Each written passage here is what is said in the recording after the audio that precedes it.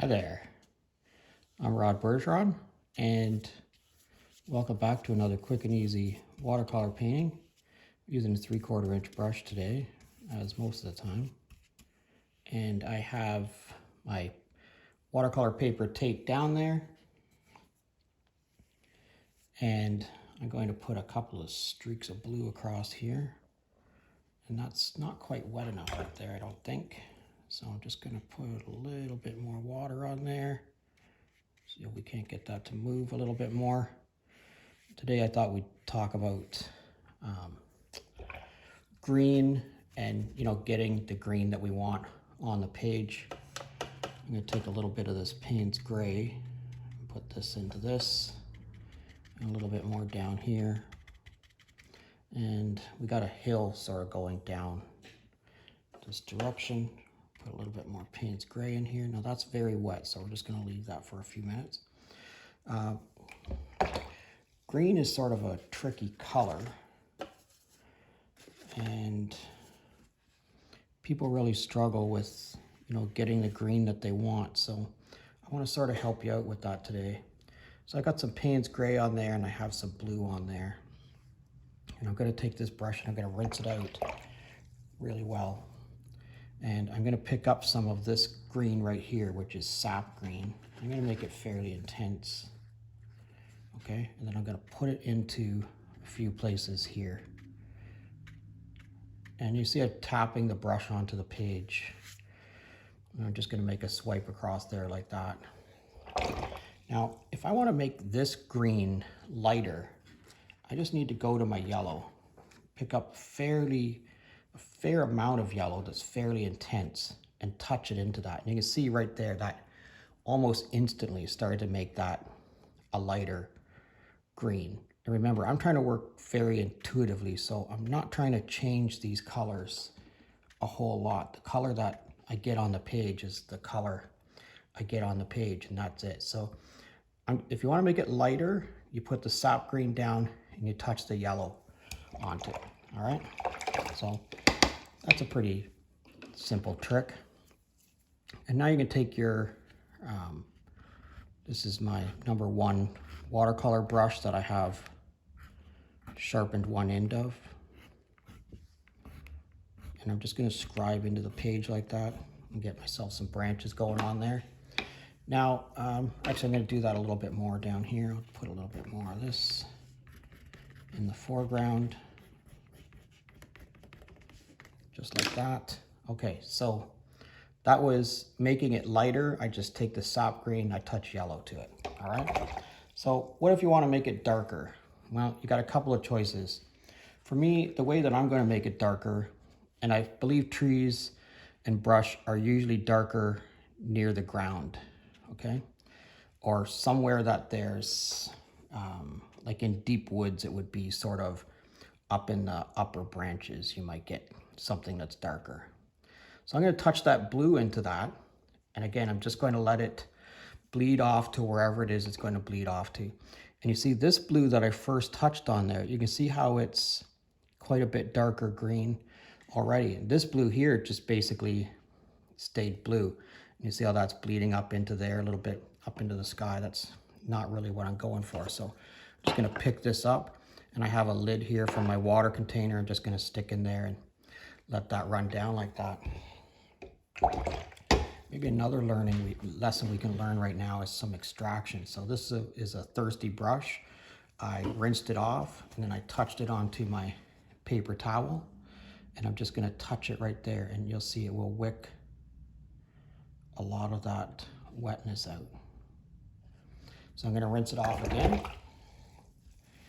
and I'm going to touch it onto my paper towel, and I'm just going to touch it in here.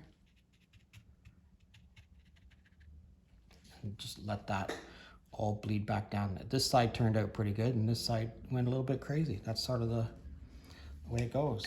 I'm going to take out a little bit more of that. I think that's probably still just a little bit too wet. Okay? And again, just let it, I got it tipped up, so now it's coming back down towards me.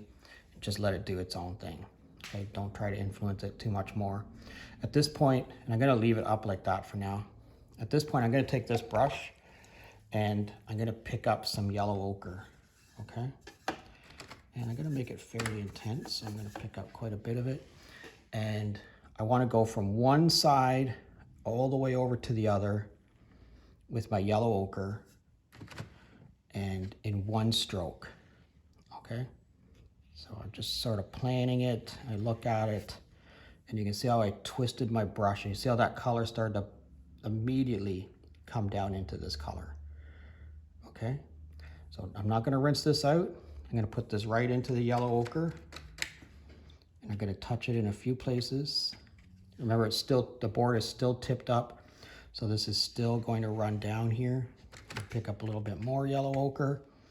And again, I'm just gonna touch it in a few places and just let it run. Okay, now we're gonna go to sienna. I'm gonna pick up the sienna fairly intensely.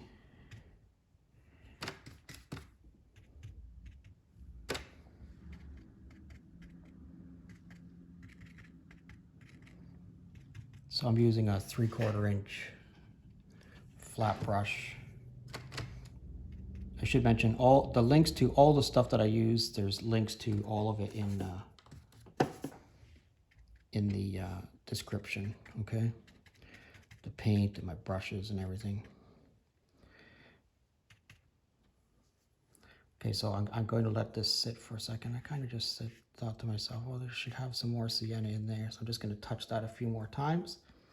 All right, I'm going to put this back down, make sure I'm still in frame. Okay, now I'm going to take this and I'm going to scribe out of that sienna. So I should get some red lines. Whatever color you're scribing out of is probably going to be the color of the lines when you scribe like that. Look at this cool thing that's happening to the sky up there. All right, one last little trick is I'm gonna drop a little bit of salt here, a little bit here, and a little bit there. Just like that, a couple of grains of salt in a few places. Okay, let's let this dry and see what we get. All right, let's have a look at what's going on here. You know, at the beginning I said we were going to try to create different greens. Look at how many different greens there are going on in there. And this is just using sap green, yellow, and you can see where I touched the yellow, how much lighter it is. Sap green, yellow, and blue. And the blue is ultramarine deep blue. That's the one that I use most of the time in my set. You can see where this salt, look at the reaction that salt has had in a couple of places. It's really interesting how just touching it with salt in a couple of places really adds to the overall effect. And again, look at the scribe lines that are coming out of the sienna. I really want you to pay close attention to this. This is all different greens going back in here. And this is just a matter of the green and the yellow and the blue mixing together to give you that huge variation in green. We have a really nice little tree line sort of going on in the background back there. We put our mat on there. Yeah, that one turned out really well, I think. I really like it. Let me know what you think in the comment section. I'd love to hear from you. If you got a question or a comment, please leave it in the comment section. If there's something you'd want to see and you want to see me do, let me know. I'd love to try to paint something for you. Thanks a lot for watching today, and have an awesome day.